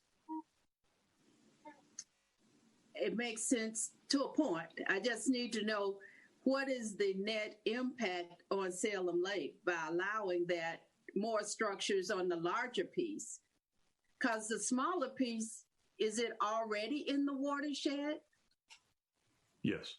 Yes, it's in as well. So again, so the idea is both pieces would drain into Salem Lake, and again, you're basically taking it's sort of shuffling the pieces around to a degree. Is you're sort of taking the impervious surface that's here that was going to go into the watershed, and you're moving it over here, which is still going to go in the watershed, and in exchange, you're taking this smaller piece off the table so that it can't have impervious in the future. Councilmember McIntosh. So if this were not in front of us, an owner of that smaller piece could come in and build on it. Correct. Approximately the same amount of impervious surface as they're requesting to build on the other parcel. I'll defer to David or Matthew Osborne, our erosion control and watershed administrator, who's joining us. They may be able to answer that better so than I. Okay. I'll try and describe how I understand that.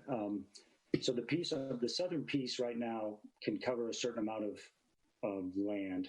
Once this portion of it is tied up, they have less they can cover. So if they were able to cover 24% of the whole thing, this piece has been cut out of that, and now they can only cover 24% of what's left. So they've given up some of their rights for impervious coverage on this piece by pairing it with the other one. Right, so they're essentially granting a conservation easement on a more sensitive piece of dirt and asking in return to be allowed to add impervious surface to a less sensitive piece of dirt. Correct. Essentially. Okay, thank you. Okay, further questions. Councilmember Scipio, did that respond to your inquiry? It does. My bigger issue is if we have designated properties that are designated as being in our watershed for the protection of our water, when we make decisions to allow them to be developed in any way, I think we're compromising our future water. Okay. And maybe that's how I look at it. Okay. So I'm not so certain why this makes a good deal. Okay. Without commenting on whether this is specifically a good deal, let me try to go a different way with explaining it. Basically, you've got all the area that's within our jurisdiction that drains to Salem Lake is in the Salem Lake watershed. And we have an ordinance now that limits the percentage of a given tract that can be developed in impervious surface in order to, over the long run, reduce the additional impacts that are put on the lake from new construction in the watershed. The current ordinance doesn't stop construction; it simply is designed to mitigate the impact. And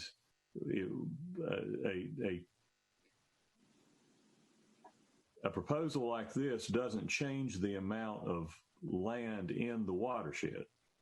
It shifts where the current maximum construction can take place on the parcels. In essence, the smaller parcel where they don't want to build some extra would be shrunk in terms of the total amount of the parcel that could be developed. Right now, it's up to 24% of the whole smaller parcel. By putting the permanent conservation easement on that easternmost, actually pretty valuable section, they would be limited to building ultimately on 24% of the smaller section of that parcel, with that conservation easement section just knocked out of the picture altogether. So it's currently the total amount of construction that could take place in the watershed neither increases nor decreases, but you shift around where you can do the allowed amount of total construction if this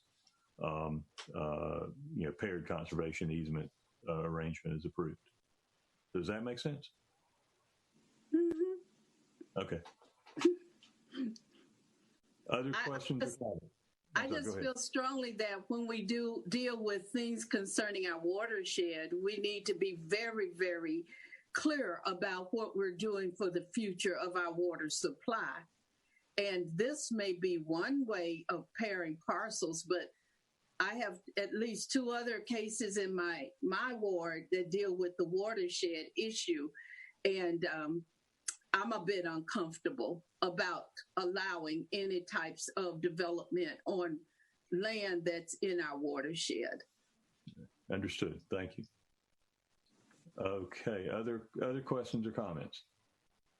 This is an action item. So at this point, a motion to take some step would be in order.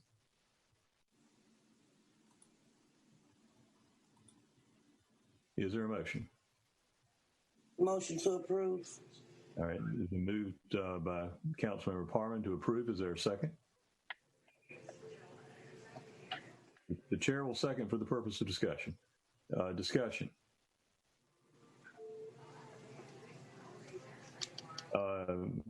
Councilmember Larson, and you're muted right now, John, so if you'll.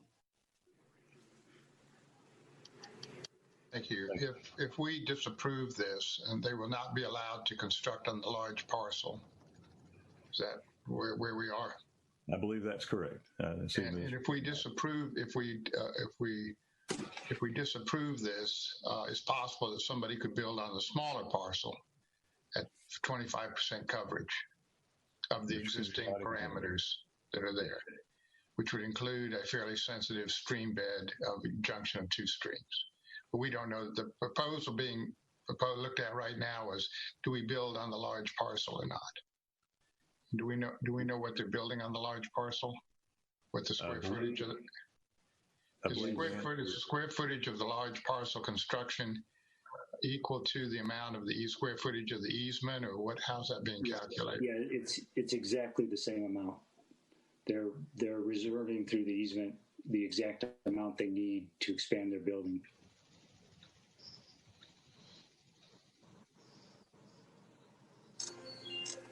All right, Mr. Larson, does that answer your question? Sort of. I'm trying to figure out whether the ratio of the amount of land being set aside for the easement is really equivalent to the amount of land that's being now taken up on what normally would not be built on at all. I would feel better if we knew that the ratio was stronger for the set aside than the compromise that's being made on the other parcel. Because we're not ultimately, there's still something could be built on the small parcel, and probably not. It's not at a significant disadvantage because of the amount of square footage being given up to build on the large parcel of this one additional structure. doesn't seem to be an equal quid pro quo sort of giving something up, because they're not giving up that much square footage on the small parcel for what they're getting on the large parcel in the sense of watershed. All right, Mr. Reed, go ahead. Yeah, they are giving up through this easement the exact amount of impervious coverage that they are gaining by being able to build their structures. So it's really the exact amount. And the planning board had to make findings to make to be able to approve this. They have a very detailed report where it showed the exact figures and that they actually met the minimum requirements for the ordinance requires. By giving up the easement that they're giving up, how much square footage are they actually giving up in new construction on the small parcel? 36. I mean, 25% of the lot size. No, it's actually that lot right now could have, if they want the low density option where they don't have to build stormwater ponds, they could cover 24% of that.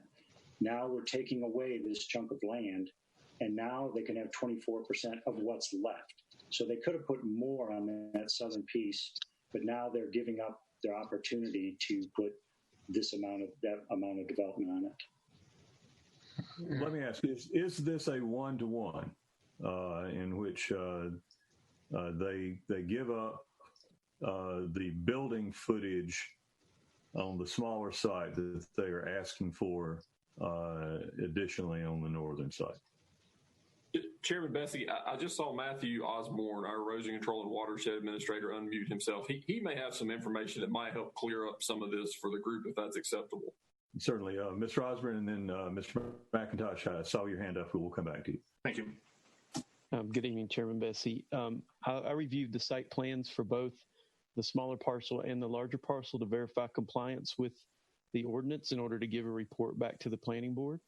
And what I can say is the conservation easement on the smaller parcel will be a little over 11,000 square feet, which is the exact amount of size of built upon area that they want to add to the larger parcel. So it is 1-for-1. That's not exactly the point I'm making. They're under the small parcel. What is the maximum size of building that they could put on the small parcel as it's currently designed? And then after you take the easement away, how much of that development square footage have they actually lost? And are they adding that? Is that difference being reflected in the new building construction on the larger parcel? So keep in mind, on that smaller parcel, it's zone residential. We don't really have a way of calculating. I mean, it's essentially, we're talking about a single family home. We don't have an exact way of calculating the maximum size of a single family home that could go there. I think from a broader sort of global perspective, when this ordinance was put in place, the idea was to allow some flexibility within the watershed. Again, going back to what Chairman Bessie kind of noted, if you think about the watershed as a big bathtub of all the area that drains into the lake, it was allowed to have some flexibility so that if you own two pieces, you could adjust the numbers, but there's still no net increase into the lake. And that was the whole point in terms of retaining water quality. That's what's being asked here. We don't really have the ability to say, if you want 11,000 square feet here, then give us 23,000 square feet here. That was really never the intent. It was an intent to do a 1-for-1 swap so that the net of what goes into the lake is still neutral. And that's what's being done. And that's what we set out the findings, and everything was evaluated on up to this point. And so is the parcel that they're putting an easement on even buildable then for residential use? Yeah. So we know how many units they could put in the small parcel? I mean, it must be one unit. Well, yeah, but is that going to actually adverse? They're not building on top of a creek. On that actual parcel that they're dedicating the easement on, they're not putting nobody's going to build on that piece of property, are they? Is it really developable? So let me say it this way. That parcel, the smaller parcel, I believe, is 2.82 acres in size. Okay. nobody is coming in right now and saying, let me build on it. Should they come in the future, we would look and we would net out the area covered by the conservation easement. We would set that aside. And then whatever's left from a setback standpoint, that would, in an impervious surface standpoint, that would be the buildable capacity envelope of what's left on that remaining parcel. Is that correct, Matthew? Yes, that's correct, Aaron. Okay. Mr. McIntosh. My question is to Matthew, as essentially what you guys just stated. The net impact under maximum build out on both lots will not be negative in terms of increased sediment to Salem Lake. Correct. Yes, this is a no net increase scenario. It's the allowable amount, or the over. Should I say it's actually kind of reverse engineered. They need to go over 24% on the large parcel by 11,000 square feet. So they're proposing a conservation easement on the smaller parcel of that exact amount, and in essence borrowing that amount of impervious cover from that lot, the smaller lot, to be applied to the larger lot.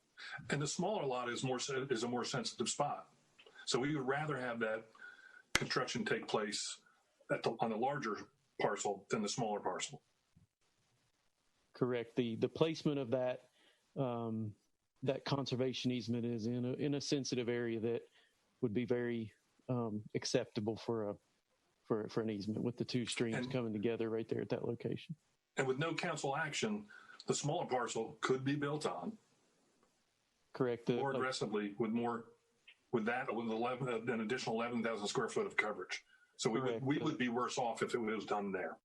Yeah, correct. The smaller parcel, as Aaron said, is about 2.8 acres. If the conservation easement is not placed, they could build it out to 24% of 2.8 acres. Whereas if the conservation easement is placed, that deducts that 11,000 square feet, effectively reducing the overall amount of impervious cover that could be. Aaron, what's the zoning of the smaller parcel? It is, give me 1 second here, I apologize. RS9. RS9, so 2.8 acres, you could subdivide that and build a bunch of houses. Well, without the conservation easement. Yeah, okay. It would be challenging. Okay, all right. Okay. So right now, Mr. Larson. Get some clarification. Right now, the footprint of the building that's being enlarged is equal to the square footage of the easement that's being granted. Is that right? Is that what I understand? Yes. So if they wanted to have a bigger footprint, they'd have to give a bigger easement. And then you could theoretically, they could take the whole small lot and say, we're going to give the whole lot as a big easement, and we want to build this huge building on the big lot. I mean, that's the principle of pairing, I guess. Is that what we're saying? Well, I think with a caveat, Matthew, they would bump up against another watershed restriction in terms of impervious surface, probably 36%. So up to a point, yes, that line of thinking would be the next safeguard for overbuilding on a lot. Councilmember Larson, the cap on impervious cover for paired parcel provision is 70%. 70%. So that's the maximum they could borrow from another property and the maximum build out. And so they're going up to 34% right now or something like that? 24. 24. Yeah, I believe it's 30, 34. I've got to pull the site plan up here.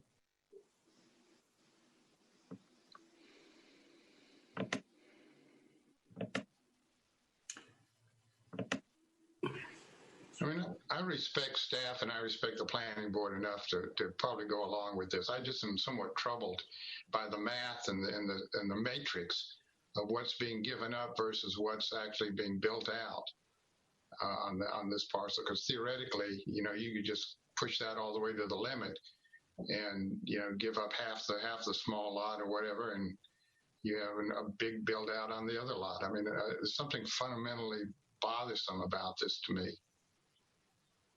Right. Is this an industrial site? Are we taking residential and an easement on a residential lot and we're flipping it over to an industrial business site? What's the use? Yeah, David, that's the Petty Court Parkside is zone limited industrial. I believe that's correct. Yes. Yeah, it's limited industrial. So essentially, the rights that are going away are going from an RS9 lot to a limited industrial lot. All right, Councilmember Scipio.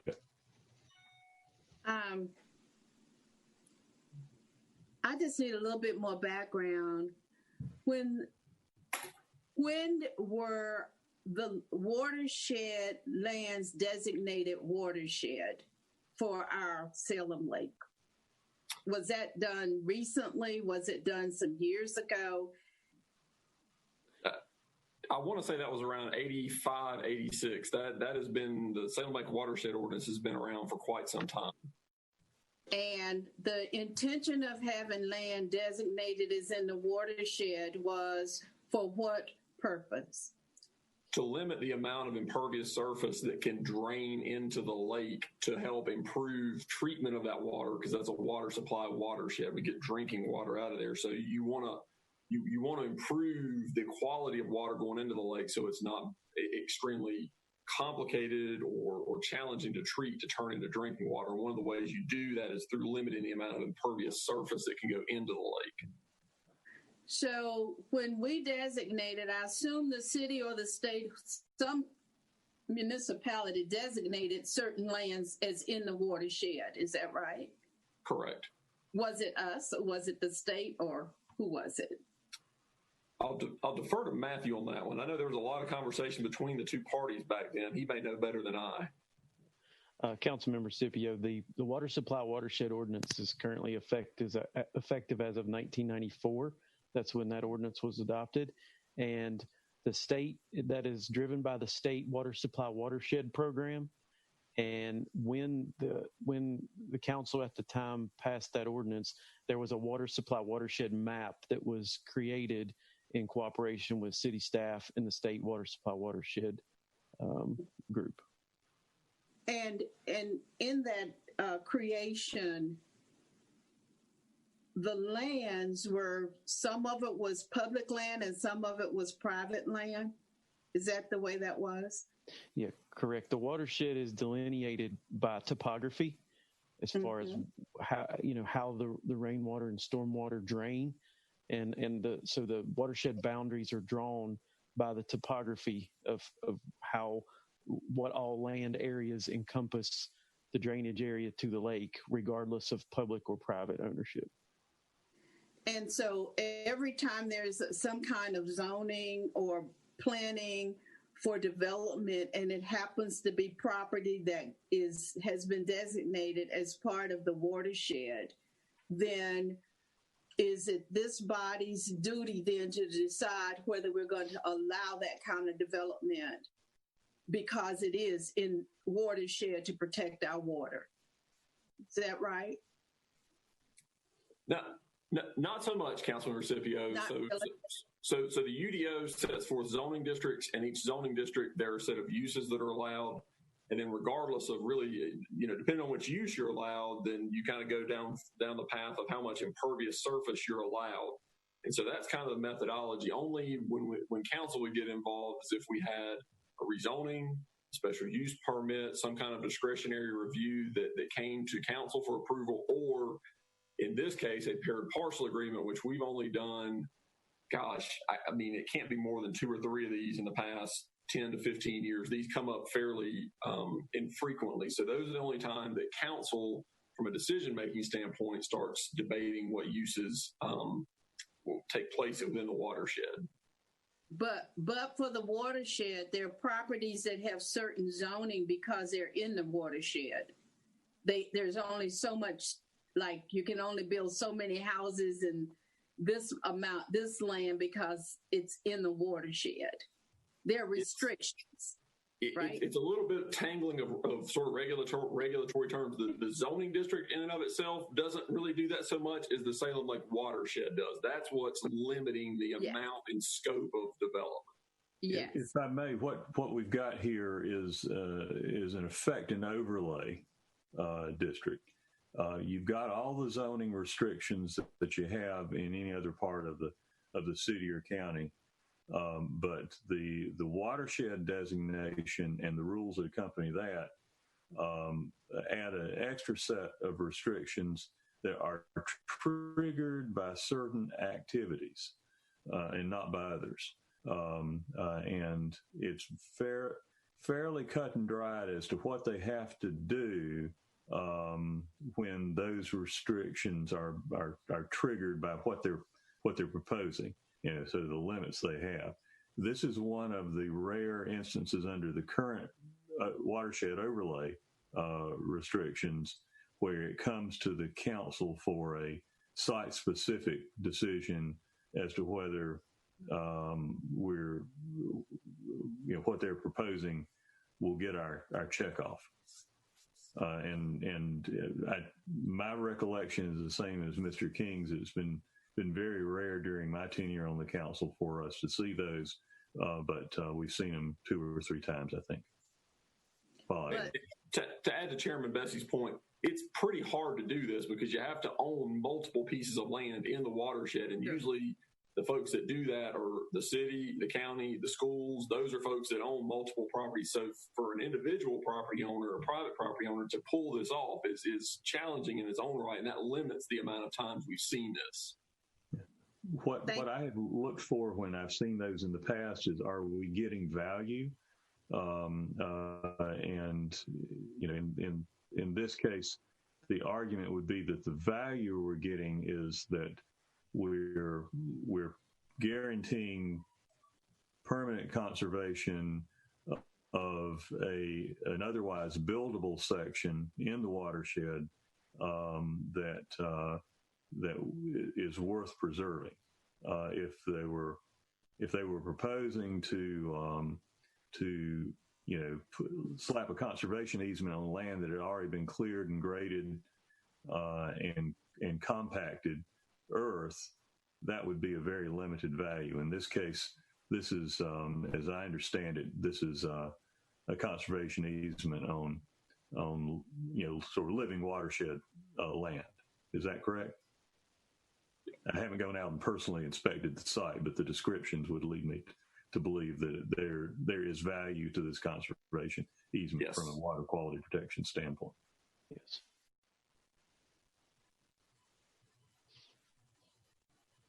All right, good discussion. Are there further questions or points?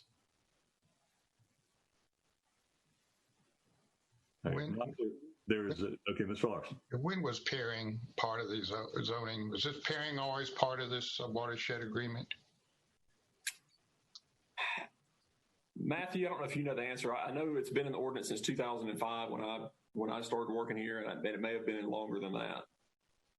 Councilmember Larson, yes, the paired parcel provision is in the state's model ordinance for water supply watershed, and the water supply watershed ordinance that I'm aware of has not been altered much since it was adopted in 1994. So I'm pretty sure it's been an ordinance since its original adoption. From its adoption.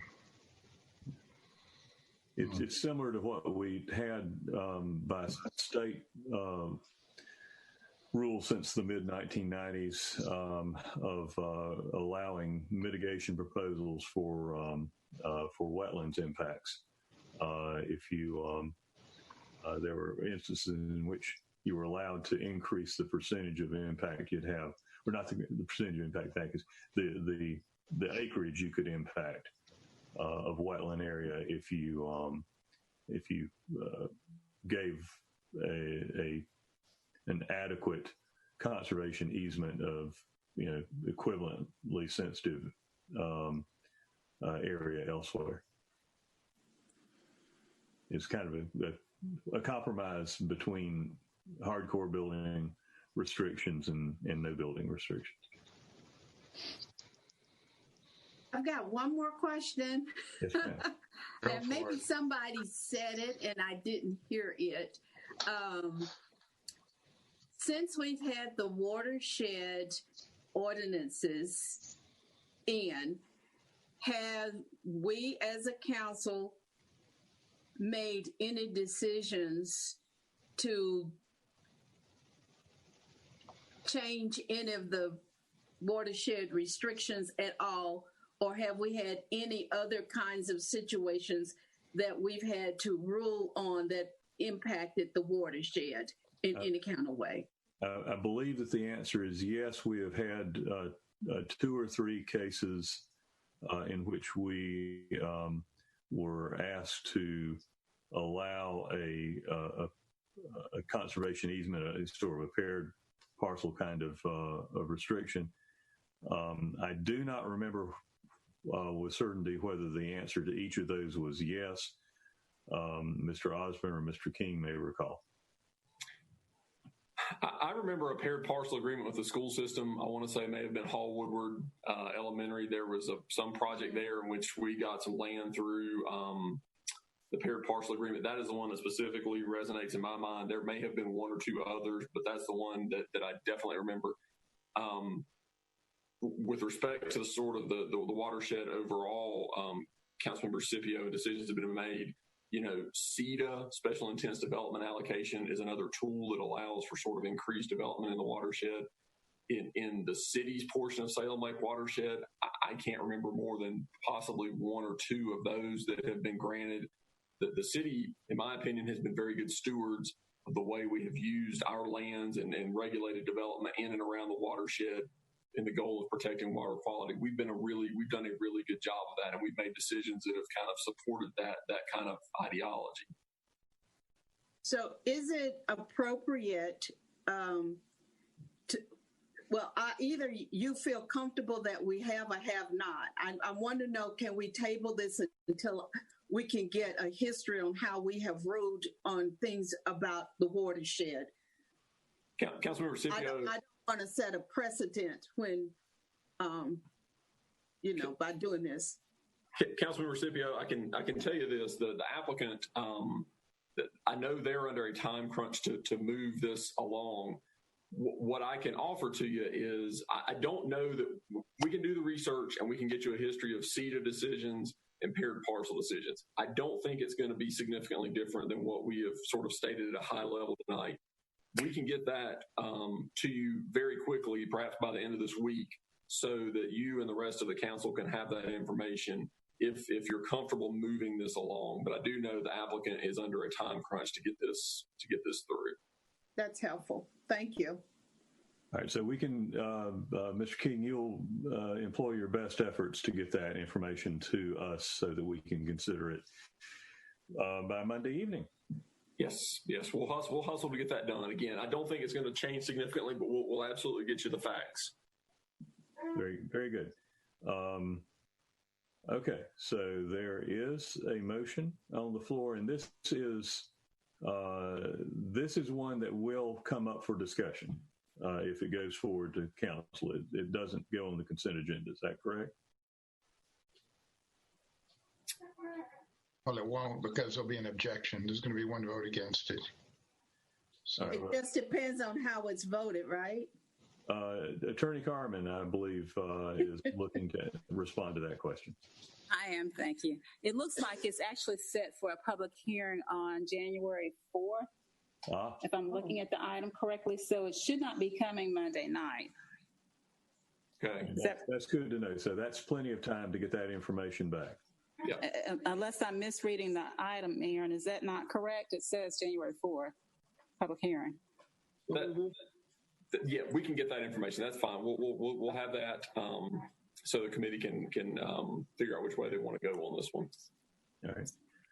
Okay. So we know that it will come up for a public hearing. It's not scheduled for next Monday night. It's scheduled for discussion in January 4. If the committee at this point now, okay, back to Attorney Carmen. Is that set, or could this committee in theory choose to halt it? You could choose to halt it unless there is a significant reason to do so. I would suggest just let staff get the information together, move it forward to January 4th, 2021, and discuss, I guess, the results of the information that staff provides. If you halt it, the concern might be whether or not that schedule that the property owner is trying to meet will be frustrated unnecessarily. So, but it's certainly up to the committee. I'm not proposing to halt it. I'm simply checking on that. All right. So there is a motion. The motion is to recommend sending it forward, and that it would, my understanding, based on what we've just heard, it will appear on the January 4 meeting, at which time the inquiries that council members Scipio and Larson have made, there will be a staff response to the history, and the full council will at that point hold the hearing, receive input, and make a decision. All right. So with the understanding, the motion on the floor is for that process to go forward. Oh, Mr. Chairman. Yes, Mr. Could I ask a legal opinion here, maybe? Are we recommending? Are we giving a recommendation to send it forward for public hearing, or are we sending a recommendation to approve the rezoning or the reallocation as approved? In which case, what's the point of the public hearing? I believe that the motion was made by Councilmember Parman, and so the question, and seconded by the chair. So the question would be for Councilmember Parman: is the motion to move it forward for public hearing, or is the motion to recommend it be approved? The motion would be that we move forward for the public hearing January 4th, 2021. And that is the second by the chair. So that is the motion on the floor. All right. I appreciate that. I appreciate that clarity. Okay. So the motion being to move it forward for public hearing on January 4th. We'll go do the roll call. Mr. Larson. Yeah, I would support public hearing on the 4th. All right, that's a yes. Ms. Scipio. No. All right, that's a no. Ms. Parman. Aye. That's a yes. The chair votes yes. The motion to move it forward for a public hearing on January 4 is approved 3-1, and it will be a discussion item at that point. Discussion and action item potentially at that point. And that's on the 4th. I'm sorry. And meanwhile, in December, we will get additional information from staff regarding the pairing and the other questions that have been asked this evening. Yes. And if we decide that at that point, there'll be information only and not a decision, because we've already made the decision for public hearing, and the council to vote, full council to vote on it on the 4th. After the public hearing. After the public hearing, we will then take a full council vote on it.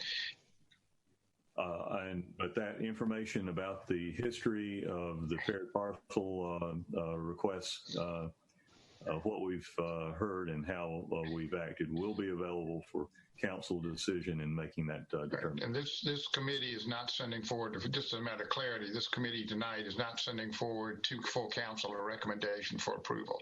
That is correct. Right. Thank you. Thank you. That concludes this item.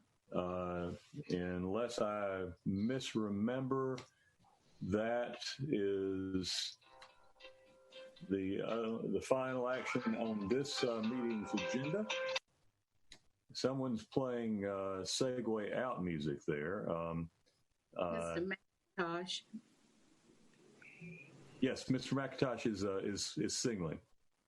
Dan, I just wanted to thank you for all your hard work as chair of this committee over the years. So it's been a pleasure I've never sat on the committee with you, but as you know, I've sat in on almost every meeting, and I really appreciate your viewpoint on things and the hard work you put in. So thank you very much. Well, thank you, Mr. McIntosh. I can tell you that it has been a pleasure to chair this committee, and permitted me to, exercise some of my passions for oversight of key matters of the city's business, public transit, water and sewer, and transportation in general, including bicycle and pedestrian projects. So thank you very much. And thank you all. And have a good evening, and we'll talk with you next Monday night. Thank you. Thank you. We are adjourned.